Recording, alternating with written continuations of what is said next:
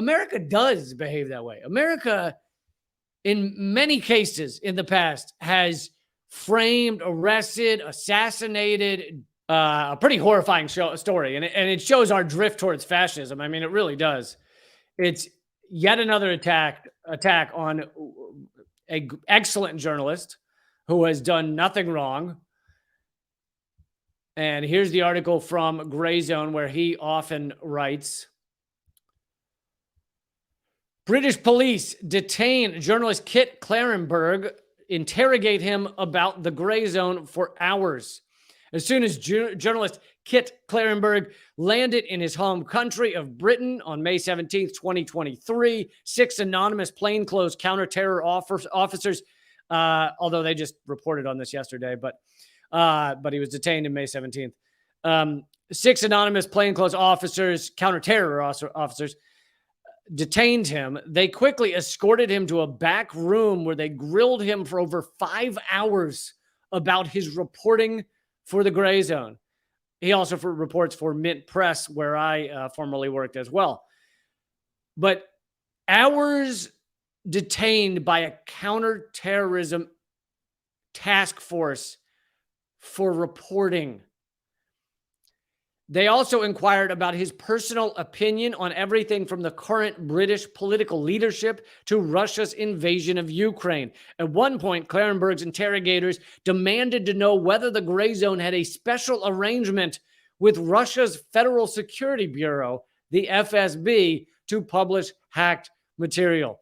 Did you gather that? They're grilling a journalist on whether Grayzone, which is an excellent outlet founded by Max Blumenthal, whether Grayzone has a partnership with the Russian version of the CIA. Right. During Klarenberg's detention, police seized the journalist's electronic devices and SD cards, fingerprinted him, took DNA swabs, and photographed him intensively.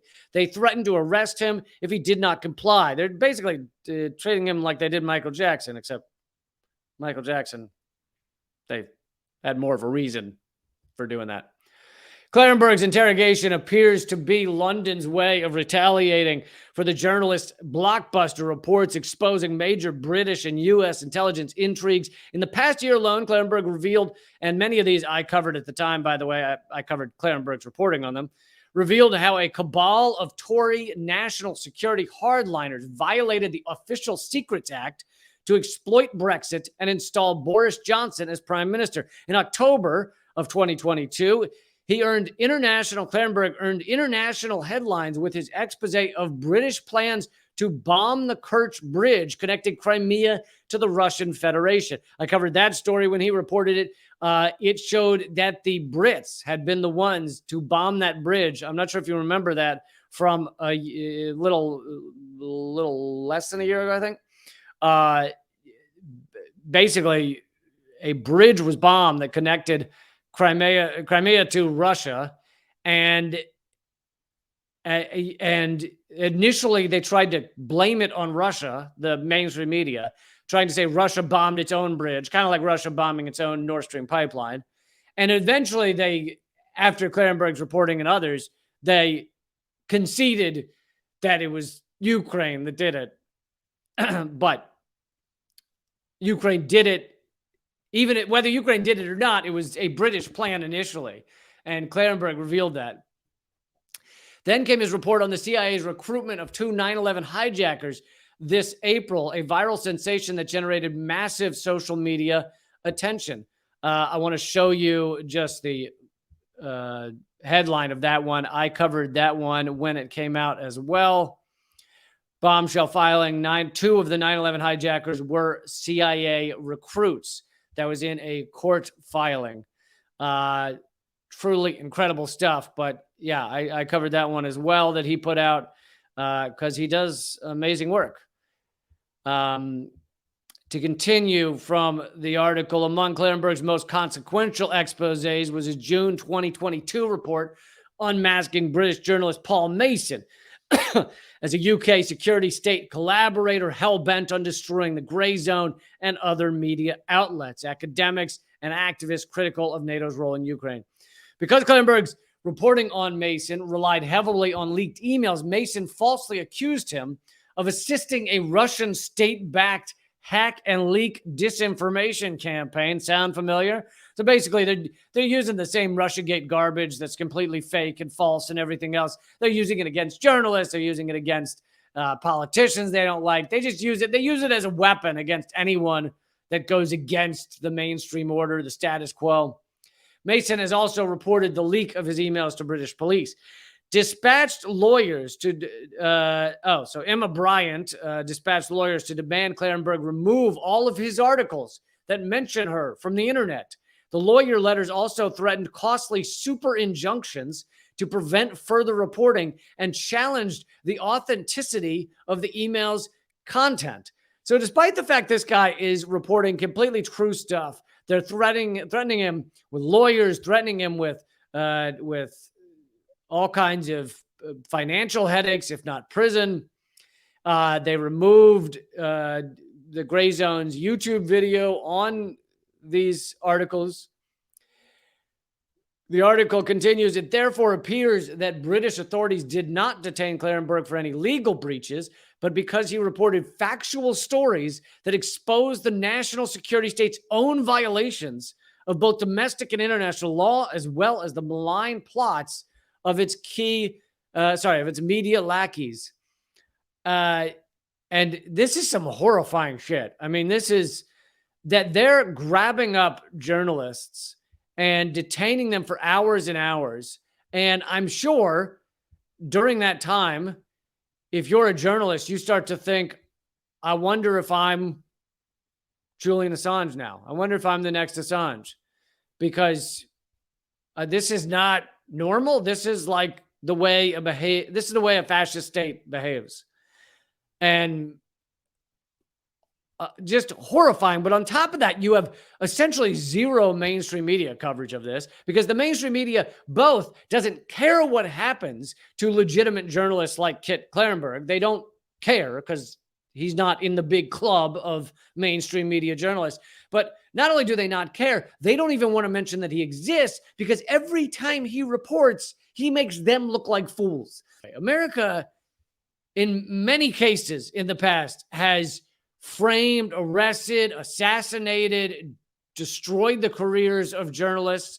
I want to give you just a few of the examples. You've got Mumia Abu Jamal, who was a well-known journalist, especially in the area of Black issues.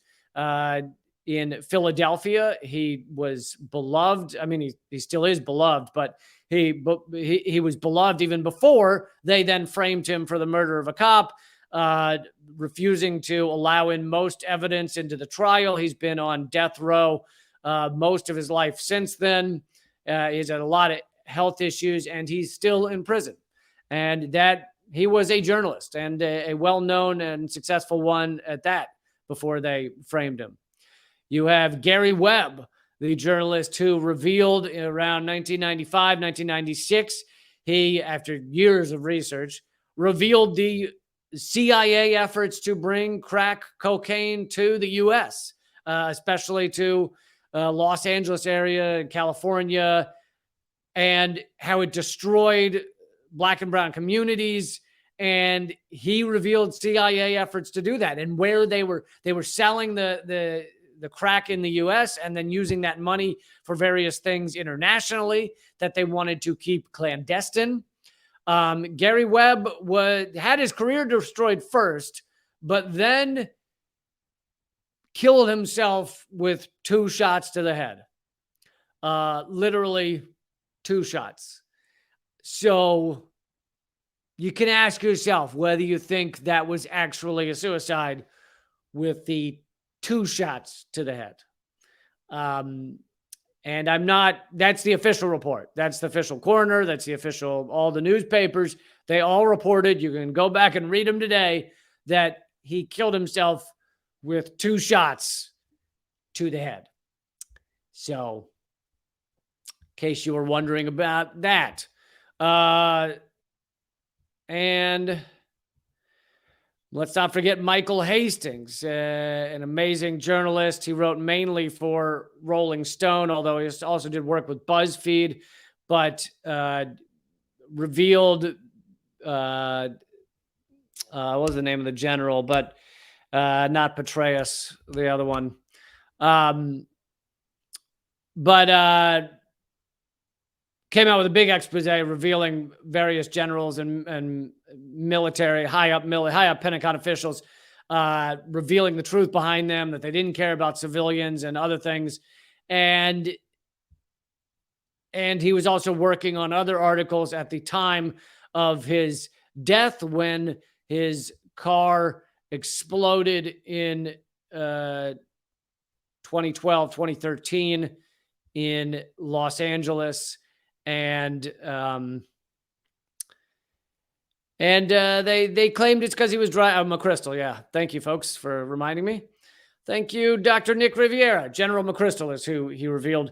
And but he was about to come out with more stuff, so that doesn't mean McChrystal was necessarily involved in anything, but because he was also working on other stories.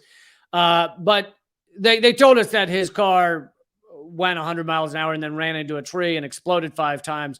Yet all the experts on the type of Mercedes he was driving or whatever car he was driving say that they don't explode. And if they were going to explode, it would be a single explosion. You're not going to have multiple explosions from that car ever.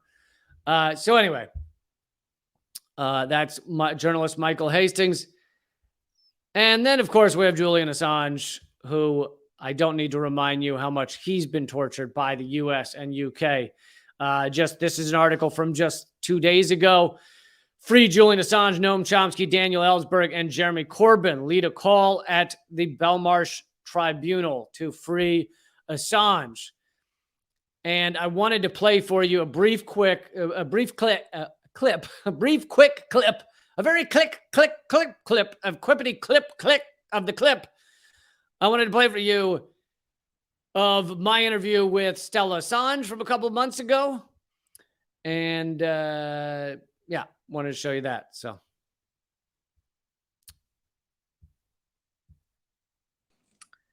And this is not to say people should just sit back. But I feel that Julian will be free. We have to keep building and making the demand for his release louder and persistent and insistent and universal. But to my mind, it's impossible for this to go on. He has to be free. So the fact that it's gone on for so long, it just seems like such a added insult. So that's where I'm not being very clear, but no, I think people I never grow despondent or I just feel more and more like, what more can I do? What more can be done? Who should I speak to? And I think, maybe the day he's free, maybe we will go and have a little holiday for a few weeks and just do nothing. But at the moment, I'm just trying to find more and more things to do until he's free. There you have my interview from just a couple of months ago with Stella Assange, his wife. So as Kit Klarenberg is detained by clearly fascist forces, and I'm glad his detainment is over.